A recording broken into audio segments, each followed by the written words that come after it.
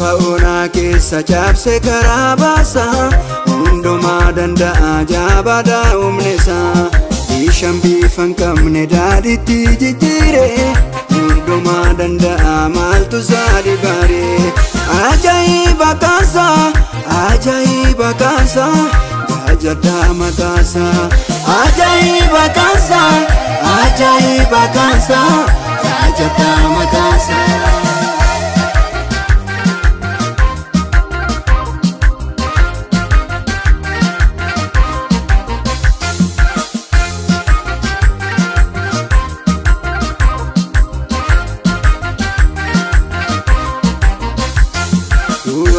Furbule ala zaarin kaase jaamai jabane naafa deemsise gogo qajeelcheetu maratu fayyise duuda gurra bane waame dhageessise lafa onaa keessa bishaan burqisiise galaana daaniree saaba saacheessise abidda abboome taasise bishaani ijoollee sabaase dinqii guddaadhaani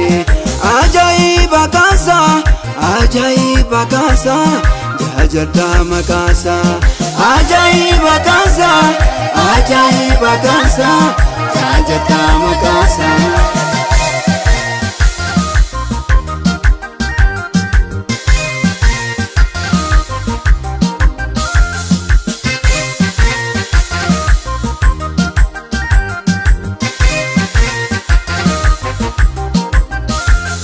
Qurxummii lamaa fi buddeenii jashanii nyaachiseetu koobse nama 5,000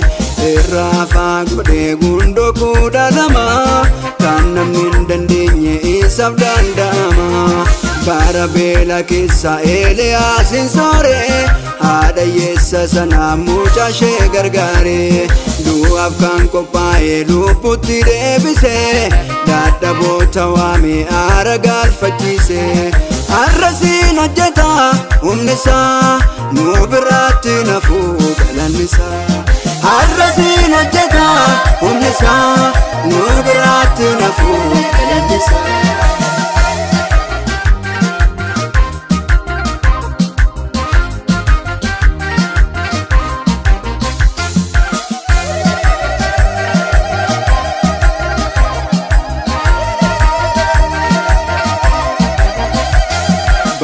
Baay'ee boonye lafa onaa keessa sichi gaashan qabu kaane baanna keessa jennetu gaddinu waaqayyo nu dhufe dukkanichi darbe hin bari'een ife waan namaa ifate eebba keenya dura waan gaarii hojjete nutti baase karaa jatse nurraa kaase gaada dookaleessa agalateeffamu waaqayyo maqaansa arrasiin hojjeta humni isaa nu biraatti nafuu galanni isaa arrasiin hojjeta humni isaa nu biraatti nafuu galanni isaa kakuu bara dheeraa raawwatee gooftaani gurraan kan nageenye argine ijaani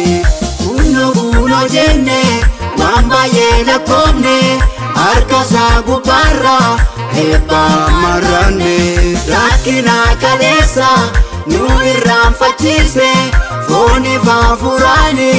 gooftaan nu eebbise akka namaa miti sooba hin dubbatu waan jedhe raawwata isaaf haa galatu.